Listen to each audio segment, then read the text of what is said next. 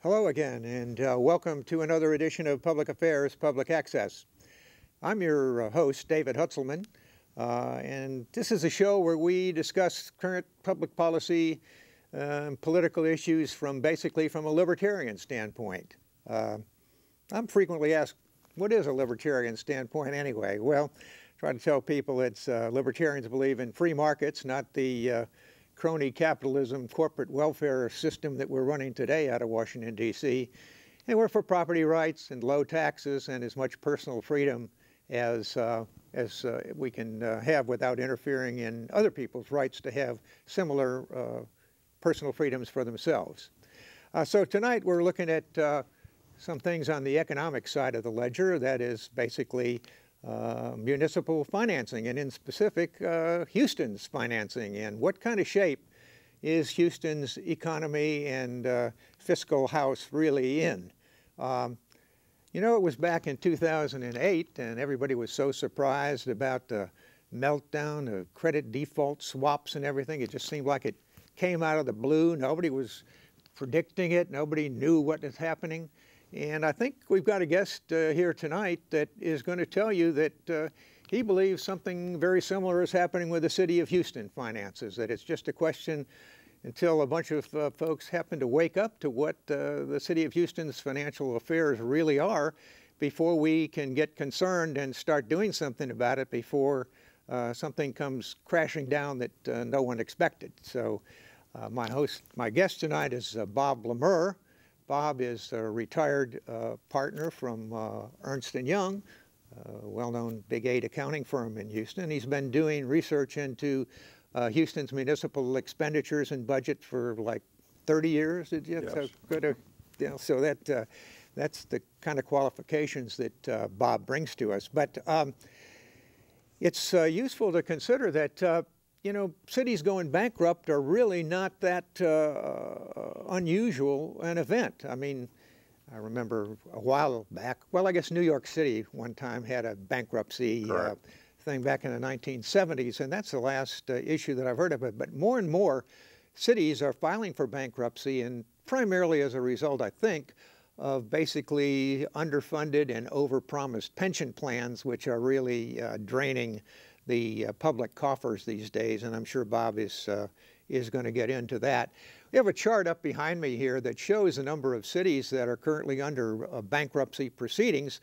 What it doesn't show is the ones that are just teetering on the brink and not yet in that stage. But of course, it's investors that are going to be the ones that are going to probably blow the whistle eventually, and the municipal bonds that cities issue and so forth are going to be subject to higher interest rates, and therefore more expenses, more taxpayer expenses. Programs, if taxes are going to stay the same, have to be scaled back just in order to pay the debt service. So it's a really important issue that's going to affect a lot more than just the public pension programs that are going on in these cities. So of course, the biggest bankruptcy that's going on right now is the city of Detroit, and of course that's caused by a lot of calamitous flight out of the Midwest and the Rust Belt and the auto industry for sure, but nonetheless a number of other cities have essentially the same kind of mechanisms working, and unfortunately it's been a case that all these politicians want to make sure the city employees are well taken care of. Certainly they turn out to be a fairly important voting bloc as well as political contributions. And basically a lot of these public employee unions have basically taken the city hostage and are funding very lavish pension plans, some of which I think even in the city of Houston, you can find people that are making more on their after they've retired than they did when they were actually working on the job in Houston. So these are things that have to be addressed one way or another, and Bob has been looking into these for a long period of time. So welcome to the show, Bob. Glad to have you here. You were on the show one time a couple years ago, I know, and had a number of things to say. So one of the things that you've been looking at is something called the City of Houston's Kafir. You want to tell people what a Kafir is and why it's important? Yes, that's just an acronym for Comprehensive Annual Financial Report. What it is the basic financial statements of the city on the full accrual basis of accounting, like in the private sector. In other words, it recognizes all of the debts that the city has, regardless how far out in the future or what type. Whereas the budget that they deal with during the year is really just cash basis accounting. In other words, what's in the bank and what they collect and what they disperse. And this problem that I'm going to talk about, it was visible years ago if you just read and understood the CAFR, as I'll call it, CAFR, acronym for Comprehensive Annual Financial Report. And it was been evident for years that it was building that on the same basis of accounting that's followed in the private sector, the city started losing money. That is, their expenses were greater than their revenues citywide way back in fiscal year 2003. 2002 was the last year that on the accrual basis of accounting, where you recognize all your liabilities, the city, that was the last time that the revenues exceeded the expenses. And ever since 2002, every single year, even with the huge tax collections that we currently have in the city of Houston, it was still losing money. The first time, I guess it was, well, actually, if you remove the revenues that are not attributable to operations, the city is still losing money. It's about $2.5 billion over that period since fiscal 2002. But the CAFR, back to your question, is about a 200-and-something page document that it not only shows the basic financial statements, they've got about 75, something like that, pages of footnotes to it, and then they've got a lot of supplementary schedules that if the city officials had used the CAFR instead of putting it on a shelf to gather dust, if they actually understood it, they would have dealt with this problem a long time ago, hopefully. I understand, and of course, the Houston, if we look back even maybe as long as 30 years ago, Houston has really never had a particular revenue problem. The problem is that the city likes to spend a lot of money. And I know you were involved with a proposition that was put on the ballot where the attempt was made to hold the city of Houston's expense level to the increase in inflation plus population, which would mean that you have pretty much a core set of services, and you just, as you incrementally increase the inflation and the population, you can add to your budget. But over the period of the last 30 years, that thing has been exceeded tremendously in terms of what the amount of revenue that the Houston has been collecting and spending. The city, bear in mind, first of all, I didn't say earlier on that we're talking about the city of Houston, not the metropolitan area. The metropolitan area is what all these publications, the media are talking about as far as Houston being the shining beacon in the economic world. Oh, I see. It's the surrounding area. The city of Houston, the core of the apple, if you will, is rotten. It's lost $2.5 billion since 2002. And the city officials themselves now acknowledge that the general fund, the basic operation of the city, is going to run out of cash next year. But as you were intimating, the problem is not a revenue problem. They've had record tax revenues almost every year since 2002, but their expenditures on accrual basis of accounting, $2.5 billion greater cumulatively than the revenues have been since 2002. Yeah, just to give some degree of seriousness to the problem, I think we have a slide that'll show the other, I think we've picked out 10 other cities that are in the Sun Belt and what their operating deficits are or surpluses are each year. And actually it turns out that if you take 9 out of 10 of the, Houston I guess being one of them, the other 9 basically large Sun Belt cities, their total deficit doesn't even meet what Houston's deficit is. Right. What I prepared this schedule, and by the way, I actually wrote the proposition amendment to the city charter, which the city is not following. They're violating the law. It's about it's hundreds of millions of dollars that they violated. They owe the taxpayers all that money. Yeah, they were supposed to pay the taxpayers back for things that revenue was collected in excess of inflation plus. That's now, it's been in the courts for a long time, went up to the Texas Supreme Court, now it's going back up again, but we can get into that later. But speaking about the chart that you just had put up there, what that was, I took the 10 largest Sun Belt cities and then the 10 largest Texas cities, and it turns out that in the 10 largest Sun Belt cities, that 6 of them are in the state of Texas, so I had to add 4 more to make the top 10 for Texas. But like you said, the column on the left, if you will, the total column, if you add up all the deficits and the pluses, surpluses, or the net, if you will, for all of the other 13 cities on that chart, they don't come up to the deficit that the city of Houston has. In other words, the city of Houston is worse off than all of those cities rolled into one. The top 10, the other 9 of the top 10 Sun Belt, and the other 9 of the Texas cities. Yeah, and I go, Detroit is still a little bit ahead, but yeah.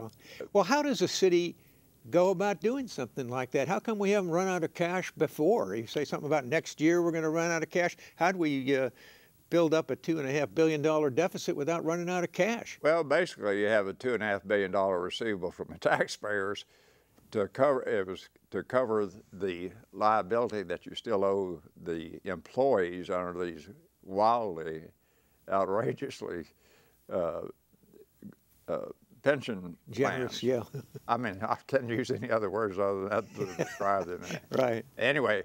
So those haven't been paid? What they've done is kick the can down the road on paying those pension plans that, by the way, I might, if you'd like for me right now, mention who was on the negotiating side when those pension plans were made so lucrative. On one side of the table you had, of course, the pension plans, the employees, most of whom, by the way, do not even live in the city. And on the other side of the table, you know, supposedly dealing taxpayer representative or the city council, they belong to the to the pension plan. I mean, they're self-dealing. And as a matter of fact, one thing people don't know is that our current mayor was chairperson of the City Council Budget and Fiscal Affairs Committee at the time this went down on the pension plans, and she carried the water on a proposition to the City Council where they would give city council members 2 years for every year they were on city council of credit on the pension plan. That finally went down to Bill White's credit. He cut it out. But of course, the mayor then was Lee P. Brown when this went down. So he was a department head, so he gets 2 for 1. So it was insider trading if I ever saw it. I see. Feathering their own nest. Yeah. So they just haven't been paying in. They don't have to pay in out of the yearly operating expenses in to fund the pension plan. They can just put that off anytime they want to? No, you have defined benefit plans. In other words, we're on the hook if their market goes down on the investments of the pension plan or the assumptions are wrong or whatever. That's where we are now. And they actuarially compute what it has to go into the plan. Well, the city has not been meeting that full actuarially required contribution. Oh, they have been meeting That's some, how the $2.5 billion's been financed, the operating losses. And it's true that the pension plan has caused a lot of that, but one thing people don't know is that if you had 0 pension plan expense, the other expenses are still growing faster than revenues, record revenues. What are the major other categories other than pension expense that seems to be out of whack with the city of Houston? Well, there are other things, health care, et cetera, costs. As a matter of fact, the employee-related expenses are equal or larger, actually, than base pay. Oh, wow. Expenses to the The city. benefits and I mean, you got perks. other words, over 100% burden rate, if you will. Wow, okay. That's unheard of in the private sector. Considerably less than that. You know, a CFO and CEO would be run out of town on a rail if they gave away 100% of benefits to employees. So it's going to be sort of like the Social Security system when we run out of people putting money in the thing on a yearly basis, then we don't have enough to pay out the retirees? Is that what the crisis is coming up? They're already paying out more than they're taking in. Except that the money that they had last time I checked is like $9 billion in the pension plans, and meantime the city's $2.5 billion in the hole. So you know, one's getting rich and the other's getting poorer. I see. I mean, in effect, what has happened, Dave, is our elected officials, that's what I call them, instead of elected. Elected employees rather than elected officials. I call them elected employees, have feathered their own nest in the process, and they have put the taxpayers on the hook for $2.5 billion of expenses that have to be recorded. But it's even a lot worse than that, because the actuarial required contributions are not what's really the unfunded liability. This is because when they went on the accounting, finally they started accounting for the pension plans, the amount that was due then, they told the Governmental Accounting Standards Board says you can take that and amortize that over the next 30 years, what they owed when they went in to this real world accounting, if you will. So that's a lot more than that. Very good. All right. Well, I think that's an important point you make with this elected employees terminology. I just think there's just such a underappreciation by voters and John Q. Citizen that these people work for us. Right. I mean, we're the ones that have to stand up and say, look, you guys are the employees. We're the people paying the way. This is our and business, you need, not yours. You work for us. Exactly. Did I hear, do I remember that, was it back when Mayor White was in charge? Did they actually pass a bond issue to fund some of this pension liability? Yeah, part of it is funded by issuing over $600 million of pension bonds. That way you permanentize it, though. Now you owe it to bondholders instead of the employees. You can't negotiate with them, and now you can negotiate with the employees. And let me just mention something today that I don't think I've mentioned to you before, is that the city's pension officer himself, testifying before City Council, disclosed that every employee that retired, I think it was 2012, anyway, that were fully vested, which they could, fully vest after 25 years. They were going to get more after they retired than they got while they were working. There are several things we can go into that explain that. Yeah, right, the formula. But every single person that was fully vested that year, that retired that year, was going to make more money than they made when they were working. That's incredible. What a deal. Is this a wonderful country or what? Right, exactly. What a job. What happens in these number of cities that we showed there, and I think a couple of them were like, of course, Detroit, Stockton, California, San Bernardino, California, the county around in Alabama around Birmingham. What happens when these cities actually have to file or go through bankruptcy? Is it the people that have bought city bonds that are left holding the bag, or who winds up coming out on the losing end of these bankruptcy proceedings? The bondholders.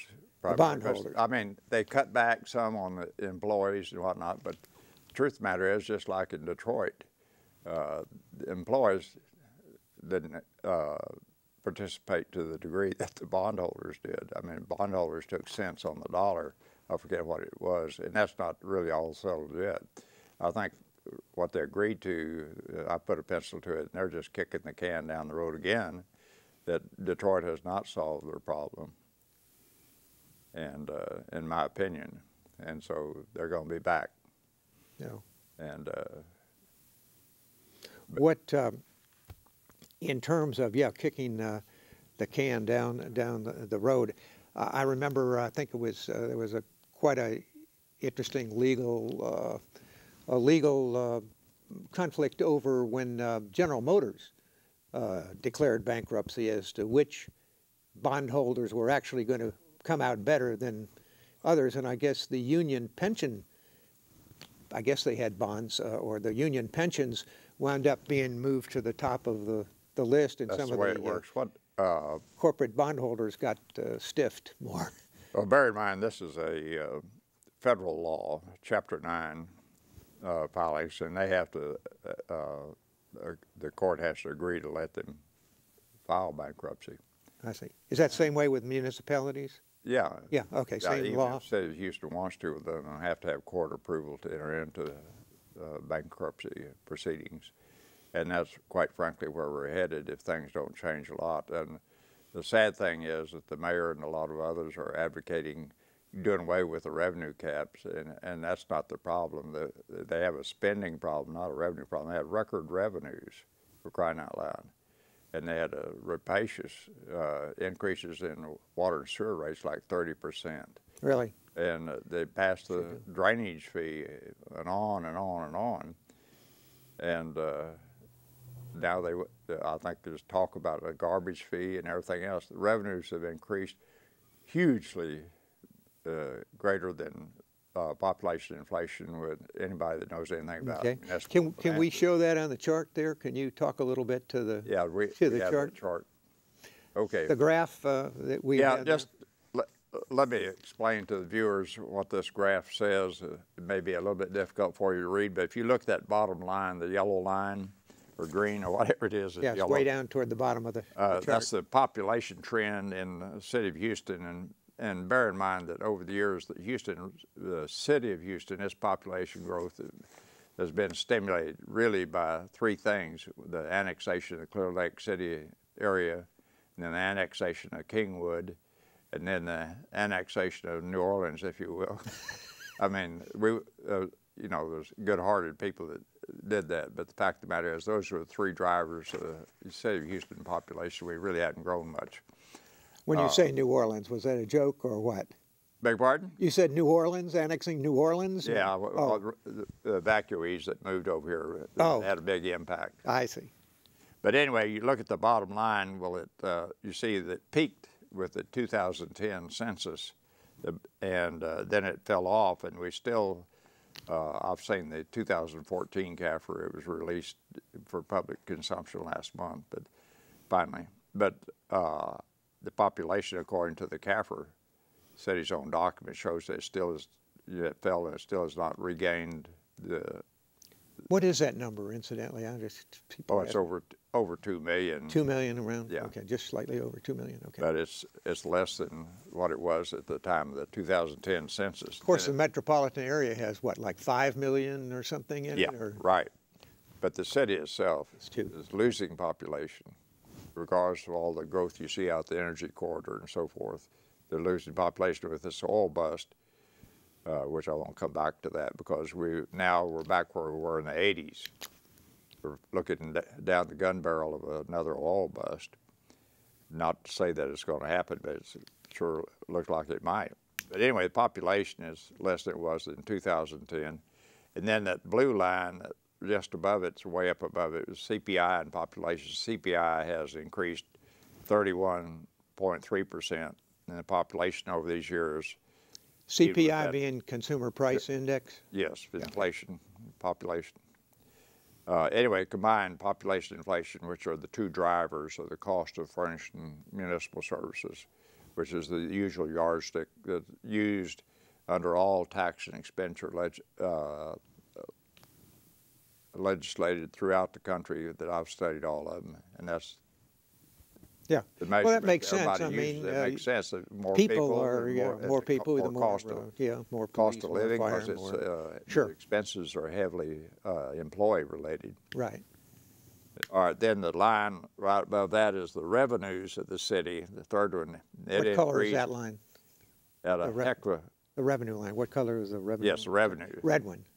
What did I say? I don't know. I didn't hear The it. revenues, yes. Okay.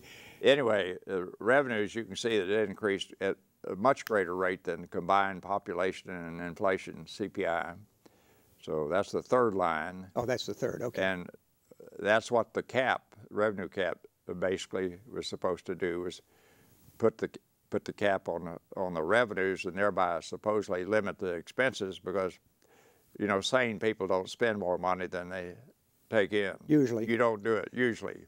So, but anyway, the fact of the matter is, though, if you look at the fourth line, well, let's go up to the next to the top line, the one that says expenses. Mm-hmm. You can see that even though revenues Which grew, color is that now, just for the viewers? Beg pardon? Which color is that line that you're talking about now, the revenues? Well, revenues is, it looks like black. Oh, okay. That's right, black. And then purple, the expense line, Okay. second from the top is expenses. And you Okay. notice that revenues finally caught up just about with I see, yeah. expenses. But during the intervening time, that's where that $2.5 billion deficiency was created. You notice that expenses are considerably more than revenues until it finally caught up. That's 2013.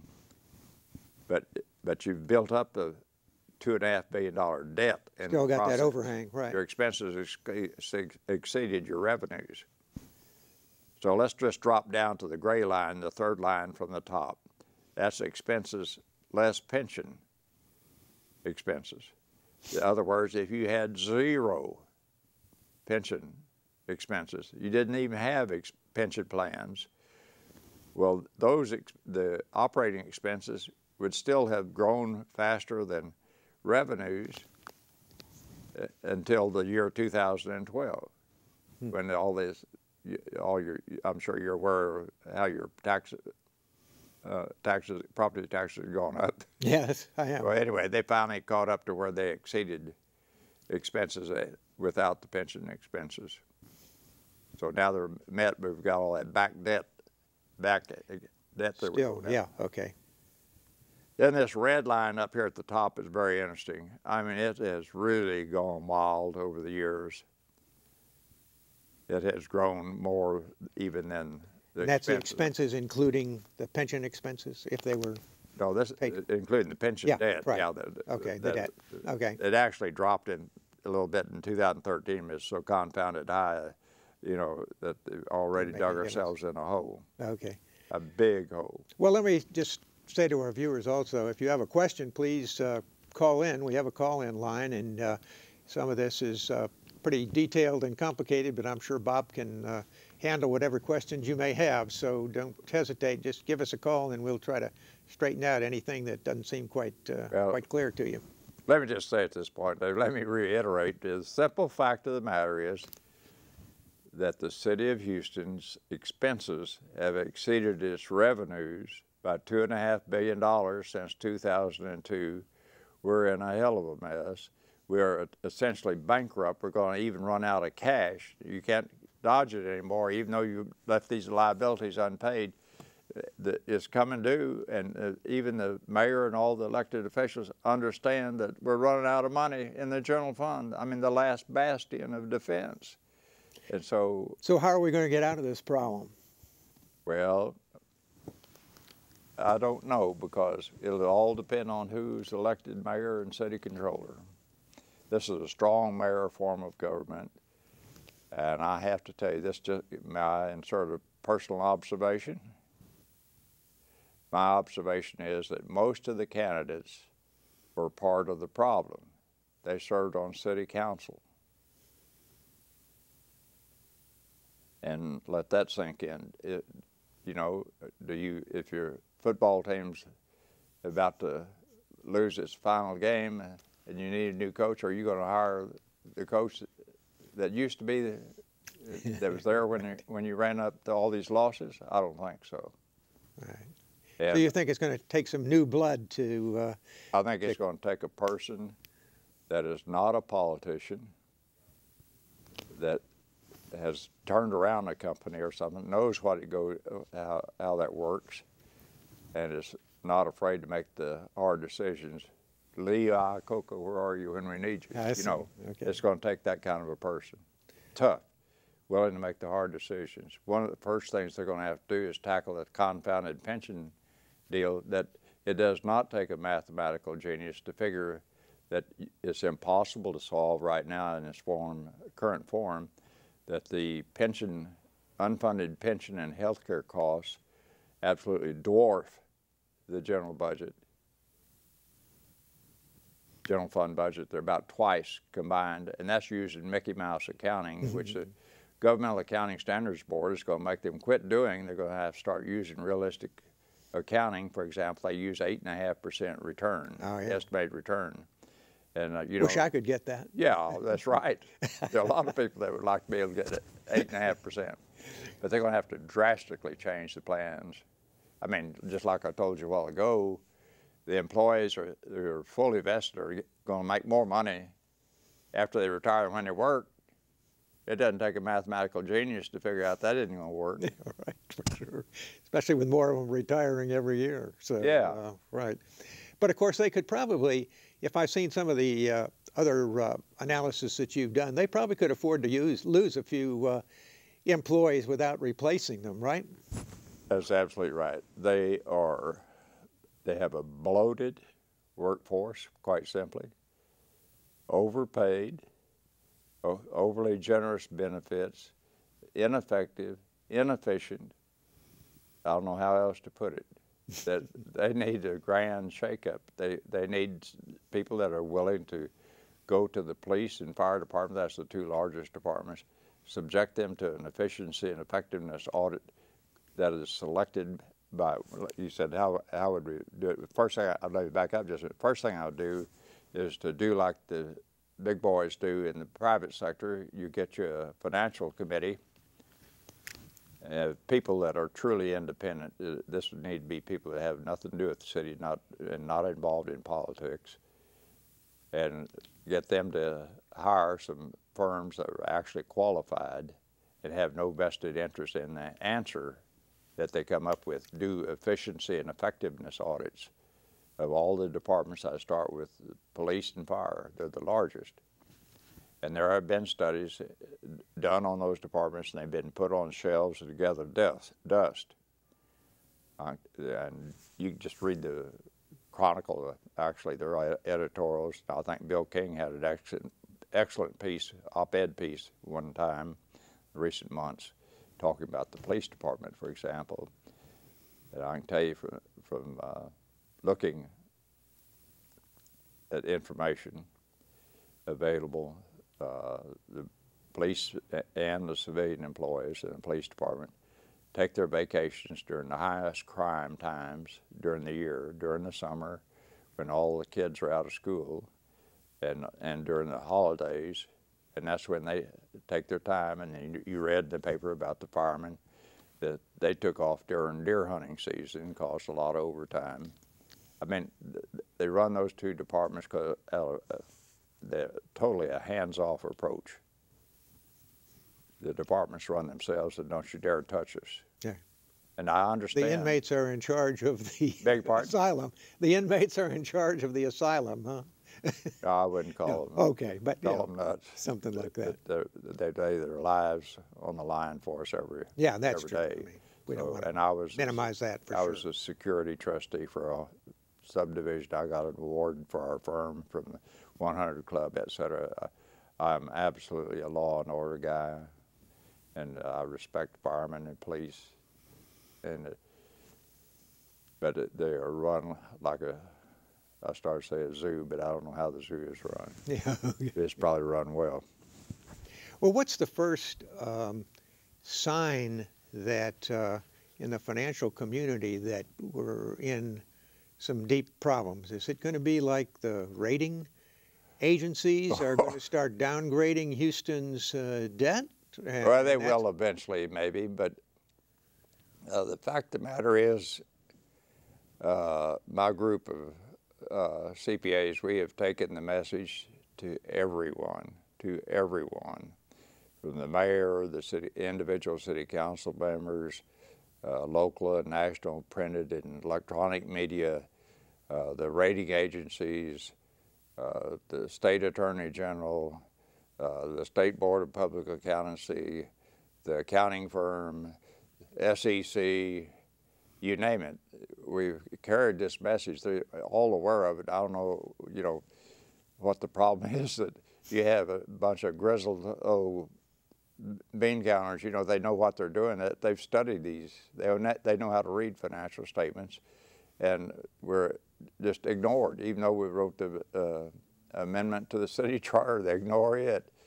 But somebody that can't even balance their checkbook, in all probability, well, they're a statesman. So, okay. But surely isn't there some rating agency that's on the hook for some of this eventually? I mean, they're not on the hook. They're going to be. Yeah. Look what happened to Arthur Anderson after Enron went down. That company just imploded. Well, right? I'm glad you brought that up. To me, this is the same thing as Enron and Bernie Madoff.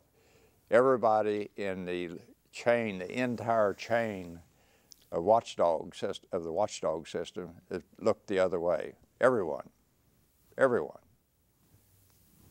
In fact, the chairman of the SEC, the second year, the following year, I sent a follow-up to ask, well, what have you done, or what are you going to do? And I got the package back unopened. It says, please discontinue sending. Mm-hmm. Okay, well.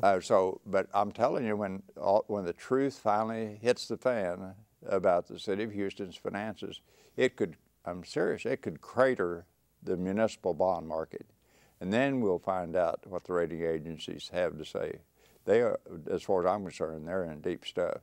They really are. Of course, I think they were one of the major factors for this whole 2008 meltdown with credit default swaps and rating all those tranches of home mortgages way more safe than they should have been. There's enough guilt in that to be shared by a lot of people. Yeah, sure.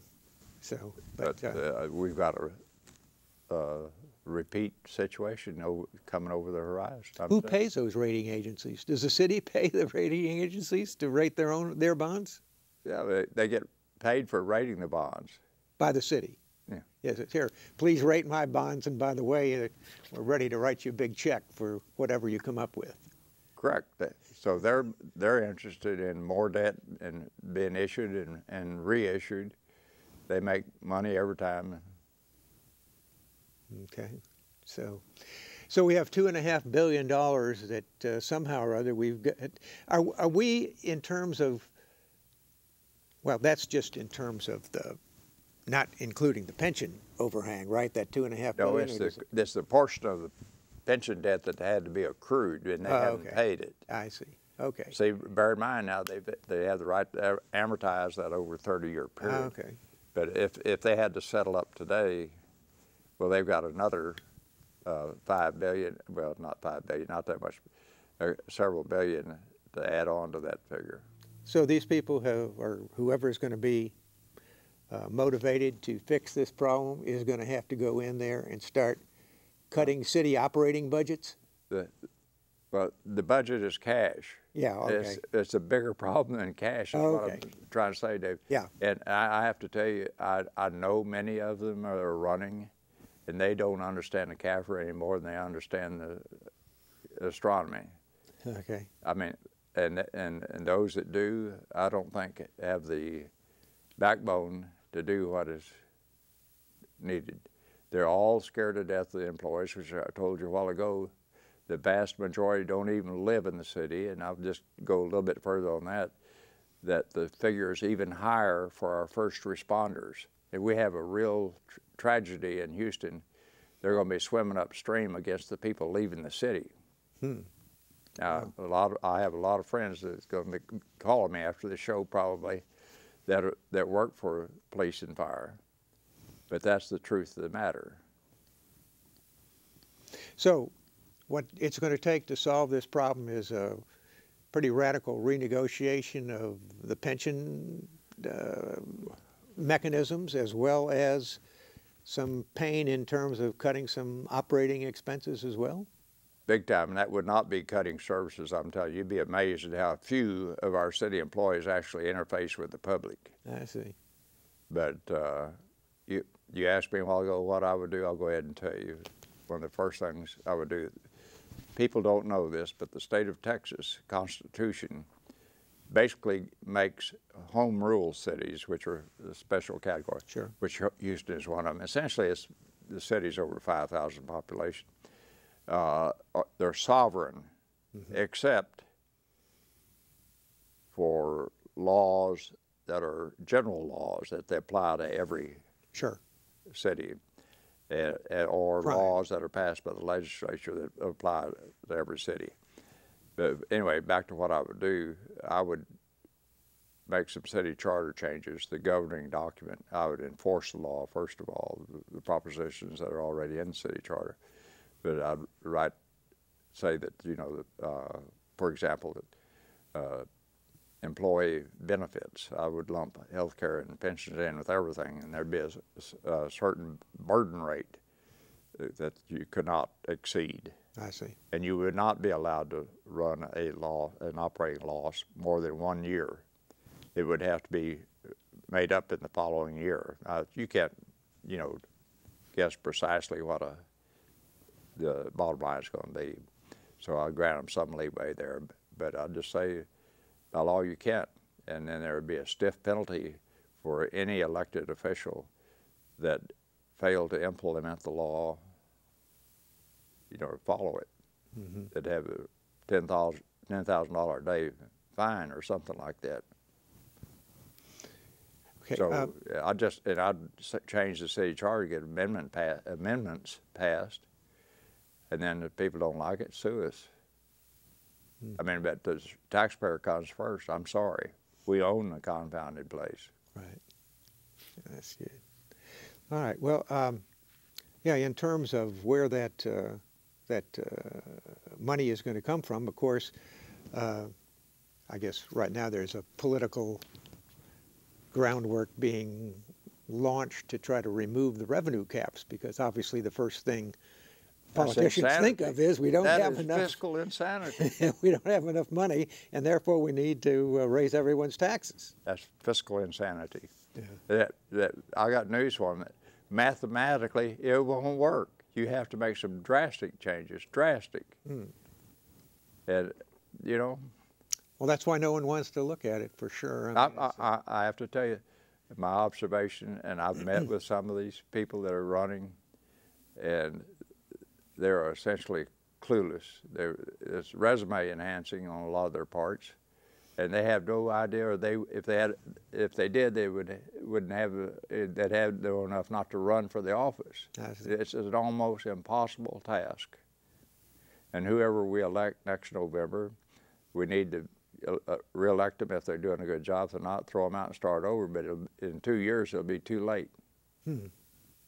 Do elected officials ever wind up being at risk with anything in terms of the way the city is administered or anything, other than being voted out of office? Obviously, I guess that's not currently. Not currently. But that would be different with CEOs and CFOs and other things. Oh, they'd be out before nightfall. Okay, but are they financially liable for certain kinds of bad decisions or unlawful decisions that they've made? If they're unlawful, well, that's another question. Yeah, I'm not an attorney, so I'm not going. Yeah, okay. Going there. I just, but we won't get to the point where any elected official is going to feel some personal financial pain as a result of keeping this and kicking this can down the road. That's what I'm advocating. Okay, very good. Actually, you know, we're just about getting there, but let me tell you something. Oh no, we have plenty of time. We got about 10 minutes, I guess. Yeah. Anyway, so I have time to make this statement, and maybe elaborate if you need to.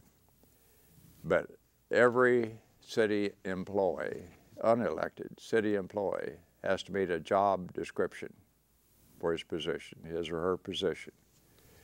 The elected officials don't even have to prove they could balance their checkbook. I think that if I were mayor, I'd say that the city charter amendment got changed where they have to meet certain qualifications. For example, the city controller, as far as I'm concerned, I'm somewhat prejudiced on the point, but I think it would have to be a CPA with 10 years supervisory experience. We've had people going through that office. George Grenius was the only decent city controller we've had in my mind. Was he a CPA? No, he was not. Oh, he was not either. Okay. But he's an exception, and every one that we've had in that office since then, I think, has been a failure, including our current mayor. Okay. City controller, bear in mind, prepares the annual Kafir, right, their department. And I've had many conversations with the mayor, and I don't think she even begins to understand it, the Kafir, their own department prepared. Okay.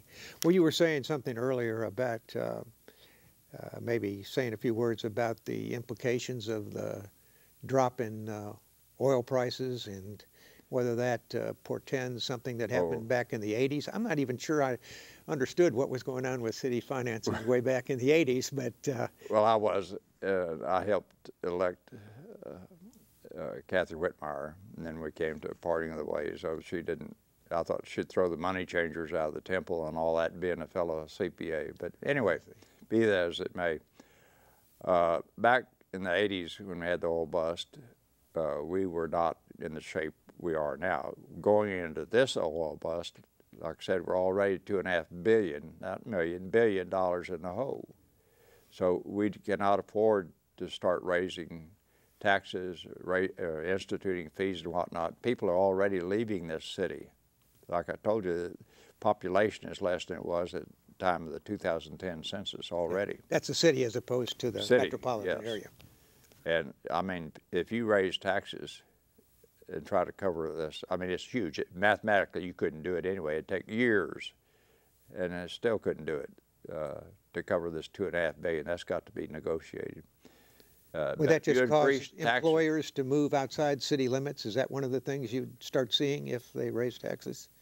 Well, most of them already moved out. Oh, well, there's still a lot of people going downtown. I know there's a big... Who knows better than anybody else what's going on? Congestion problem. Yeah, I know. Well, there's people, filling up those freeways going downtown every day. So there must be somebody working down there. Yeah, no. The people who come into town and live outside of it and come into town. Oh, I see. Yeah, that's true, too. So, but anyway, where were we? What was the question? Yeah, we're trying to assess what the oil dip in oil prices we might, just flat what the cannot do that. We cannot do that. Raise taxes. It's going to exacerbate the problem that they're going to be running over each other trying to get out of town. Which kind of taxes would they be trying to raise? Like property taxes, or? Yeah, and then like Lemer raised a whole bunch of the fees. Fees, okay. And of course he drained the Metro Treasury and a few other things, but Whitmire back in the 80s raised the property tax rate. I think it's 27%, and water rates 119%, and sewer rates, I guess it was 160%, somewhere in those ranges. It was phenomenal. And then when the economy turned around, well, of course, the city didn't give any of it back to us. Yeah. Lanier used that water and sewer money as any lawful purpose fund and transferred it over to support the general fund. Plus, they got the money from Metro flowing in, So they just found a kind of a hook and crook. Yeah. Basis of funding, but those sources are not here. But one thing we hadn't talked about tonight, Dave, is TERSs. Yeah, we need to mention a little bit about those too. I'm just curious, but just before we switch to the TERS, so basically the oil bust, whatever we want to call it, dip, is going to cause less hiring in the energy industry in It Houston. already has. And so that's going to drive down housing prices, which is going to drive down your assessment of property values, which is going to drive down the city's revenue budget from property taxes. Is that the ultimate effect of that? Yeah, but that's just going to exacerbate the problem because they've shown no inclination to bring the expenses down. Right. The expenses are too high, way too high. This is I mean, like I say, this bloated, inefficient, overpaid, you name it. I mean, it's sad. I've got schedules, by the way, to back this up, that the number of people per 10,000, the number of employees per 10,000 and whatnot. San Antonio and San Diego beat the socks off of us. Phoenix is considerably less. I see. I mean, yeah, I remember when I was working with, I worked in a major oil company here in Houston for a number of years, and I remember I was still on my way up at wherever, up or down, but I was still a young employee. But I remembered when they came in and they said, you know, we're not going to have any administrative assistants anymore. Now, I didn't happen to have one, but I know my boss did, and his boss had one, and all of a sudden these people were gone. And, you know, the company didn't fall apart as a result of that. But the city has a ton of them. Like I said earlier, you'd be amazed at how few, what a low percentage of the employees, city employees, actually interface with the public. And just for a little bit of information for the viewer, about over 17% of the non-classified, that is non-police, non-fire employees are in pay grades that they could make over $100,000, 17%. And then, in addition, like you said, they've got a whole bunch of administrative aides, and it's just other people. It's just hopeless. Well, let's bring up the subject of the TERS, kind of a related project because it does have to do with city revenues. Why don't you just take a minute and define what TIRZ stands for and how it works? That's tax incentive reinvestment zones. The idea behind that was a good one. I agree with that. It was to the areas of really stagnation. Blighted areas, is that the way they refer to it? Yeah, blighted is the word. And so it was designed to encourage companies to invest in those areas. And really the way it's turned out, it's robbing the poor to enrich the rich. I mean, I know there's about blighted areas 25. like the Galleria and Memorial City, I know, and, back where I live. And so it's turned out to be not what it was supposed to be, and about a tenth of the city's property tax. What it amounts to, folks, is that the TERS the property values are frozen as far as city revenue, property tax revenue is concerned. Any improvement in value, well, the TERS gets to keep that. Presumably they improve the property, therefore they get the benefit of the taxes on that improvement. And they get to use it for streets or whatever they want to do with it. Things, yeah. But independent of the city. Yes, and it's kind of taxation without representation, really, too, is what it amounts to. But anyway, it was for blighted areas. And I just got the report, latest report. Is the latest one hadn't been filed, but I got the next to the latest. Okay. And it's the same old story, you know, it just continues on. In fact, last time I checked, the city is supposed to they have a checklist under state law. And there's only one of those items on the checklist that apparently that the city's requiring. You don't have to meet all these. Wow. You know, yeah, I remember thinking that the TERS was, you know, I'm kind of a person and not for continuing to have people's taxes raised all the time. So I thought, well, that's pretty good. You get your taxes frozen and you get the benefit of whatever investment. What I didn't realize is there wasn't going to be any decrease in the city's expenses. So all the residential property owners that are outside of I see my property taxes going up 10% a year to make up for the fact that these TERS are no longer filling. Right. No, you got it. spending the money to the, if I'd have known that at the time, I might not have been so accepting of that TERS I mechanism. think they ought to do away with the TERSs, period. Okay. What, if people want to get some more information from you or the group you work with, can you suggest a way they could get in touch with you, or is your website operational, or how can we tell the viewers? Well, it's out of date a little bit, but you can get the gist of things by going to Taxpayer OK Corral. That's TAXPAYER OK CORRAL Okay. .org. Okay. Does Citizens for Public Accountability have a website? That one's really outdated, but it's still very good. Okay. But even better, I'm working on some videos for Americas for Prosperity, and one of them will be the Houston Experience.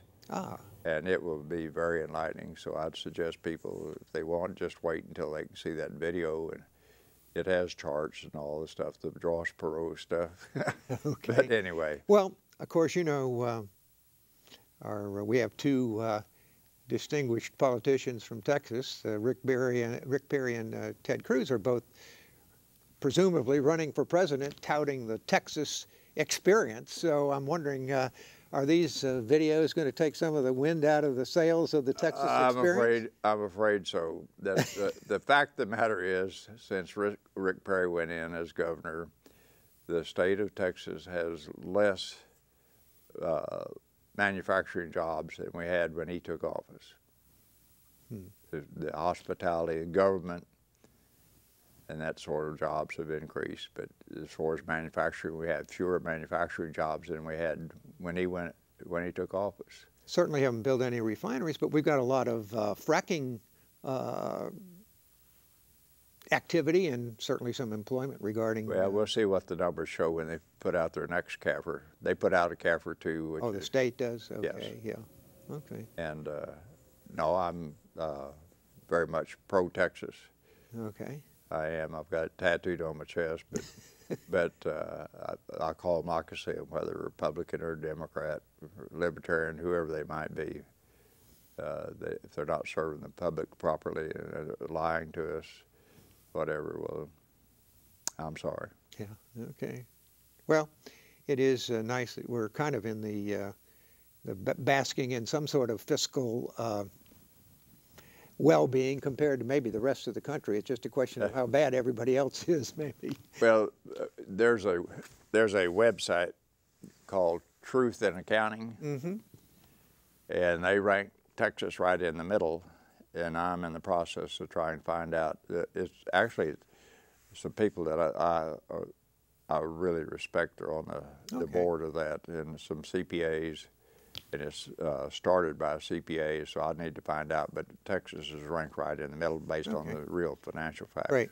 Well, we certainly appreciate you taking time out of your schedule to come and talk to us about these things tonight, even though maybe the message you have isn't going to be uniformly welcomed by everybody that's hearing it. But obviously, the truth is what we all need to be working with to make some sense of what's going on. And I know you're still actively involved in this all this time. You don't get compensated for this anyway, do you? Not one cent. I get a few knots on my head, but other than that. Okay, other than that. Well, I want to thank you personally for being here again and sharing all your knowledge about this. And I hope some of our viewers will have a chance to look into some of this data and start to understand it for themselves, and maybe we can it gets complicated once in a while. Yeah, it does get complicated. So, okay. Well, thanks for being with us again tonight, and we'll look forward to you with another guest maybe about a month from now. Thanks for joining us.